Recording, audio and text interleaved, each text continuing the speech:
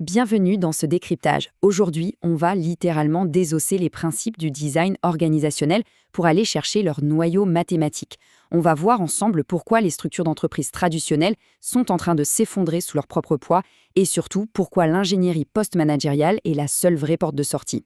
C'est simple, soit on s'adapte à cette nouvelle donne, soit on se fait balayer par des concurrents beaucoup plus agiles. Allez, on rentre dans le vif du sujet avec une vérité qui pique un peu. Le manager intermédiaire n'est pas une fatalité humaine. C'est en réalité un patch technologique obsolète.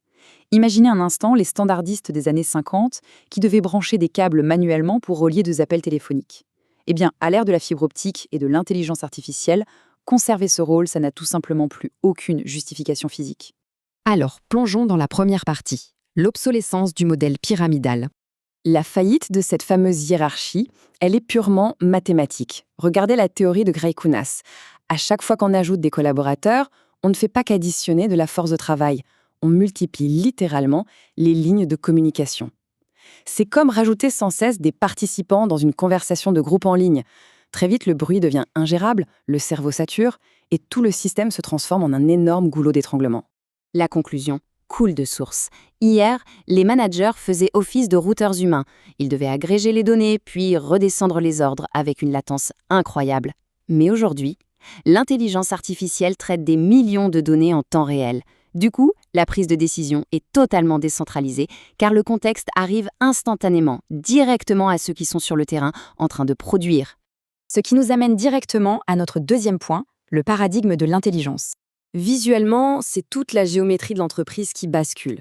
La bonne vieille pyramide bien lente où l'information grimpe péniblement s'aplatit pour devenir un cercle hyper épuré. L'IA s'installe au centre, un peu comme notre système nerveux central, et tout autour, à la périphérie, on retrouve les créateurs humains qui interagissent en direct, sans aucun filtre, avec la logique de la machine. Passons à la troisième partie, 3 rôles essentiels et absolument zéro hiérarchie. La base absolue de ce modèle, c'est le bâtisseur, ou IC, pour Individual Contributor. Il représente à lui seul 85% des effectifs. Mais attention, on parle d'un talent d'élite. Son principal atout, ce n'est plus juste de taper sur un clavier, c'est son discernement, son goût. Augmenté par l'IA, un seul de ces bâtisseurs accomplit aujourd'hui, et sans transpirer, le travail d'une équipe de 5 personnes d'il y a seulement 10 ans. Ensuite, on a le DRI, l'individu directement responsable.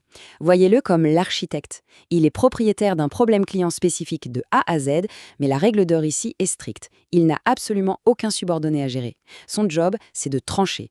Il prend les décisions finales en se basant constamment sur les prédictions du modèle d'IA central. Et pour finir, le player coach. Oubliez tout de suite l'idée du manager déconnecté du code ou du produit. Ce rôle exige 80% de production technique pure et dure.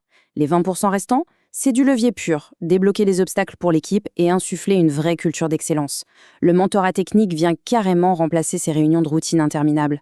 Abordons maintenant la quatrième partie, les mathématiques de la densité.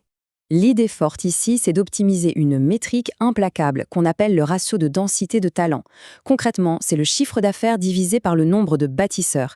Les lois de la physique organisationnelle sont formelles sur ce point.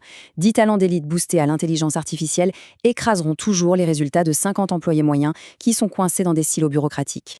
Du coup, l'indice de latence décisionnelle n'a qu'une seule cible absolue, zéro. Zéro temps mort entre le moment où on capte un signal sur le marché et l'action de production en réponse.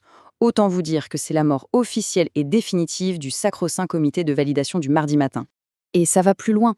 Le standard fixé par Jack Dorsey plafonne strictement les frais de gestion à moins de 10%. Pour vous donner une idée, la moyenne de l'industrie tourne autour de 30%. C'est une réallocation ultra agressive et rationnelle du capital vers la R&D. En clair, on arrête de payer pour la supervision et on investit massivement pour la création. Ce qui nous mène à la cinquième partie, comment démanteler les failles systémiques. Évidemment, les traditionalistes ont plein de critiques envers ce modèle, mais l'architecture du système les désamorce une par une. La peur de s'enfermer dans une chambre d'écho, l'IA gère l'ordre interne, ce qui libère du temps pour que l'humain cultive son intuition externe. La sécurité psychologique, elle ne vient pas de longs discours RH, mais d'une clarté radicale sur ce qu'on attend de vous. Et quant à l'activité factice pour tromper le système, elle est immédiatement foudroyée par des KPI financiers croisés avec l'IA. Le marché, lui, ne ment jamais. Dernière étape, les preuves concrètes et le déploiement technologique sur le terrain. Regardons les chiffres avec la restructuration du cabinet de stratégie 0 to 1. C'est une preuve mathématique irréfutable. Ils ont remplacé une hiérarchie lourde de 10 personnes par 10 bâtisseurs 100% autonomes. Le résultat? Les délais de livraison ont fondu, passant de 2 mois à seulement 3 semaines. Et la marge par projet a littéralement explosé, de 40 à 85%. C'est juste énorme. Le secret de cette vélocité foudroyante, c'est ce qu'on appelle le world model de l'entreprise. Voyez ça comme un jumeau numérique, le véritable cerveau central. Il aspire passivement absolument tous les flux de données, le code, les emails, les documents. L'ère de la saisie manuelle et des interminables réunions de suivi est officiellement révolue. Alors, comment on passe à l'action? Pour les décideurs, la marche à suivre est claire. Étape 1. On centralise en ingérant toute la base de données et la documentation dans une stack d'intelligence comme la Mindex ou Notion. Étape 2. On rend ce savoir totalement liquide.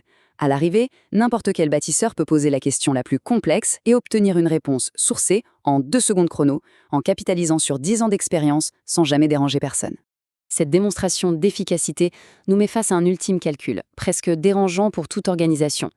Si aujourd'hui, une intelligence artificielle centralisée possède l'intégralité du contexte, ne dort jamais et prend des décisions sans aucune latence, quelle est, très honnêtement, la véritable justification économique de maintenir une couche de management intermédiaire? On vous laisse méditer là-dessus.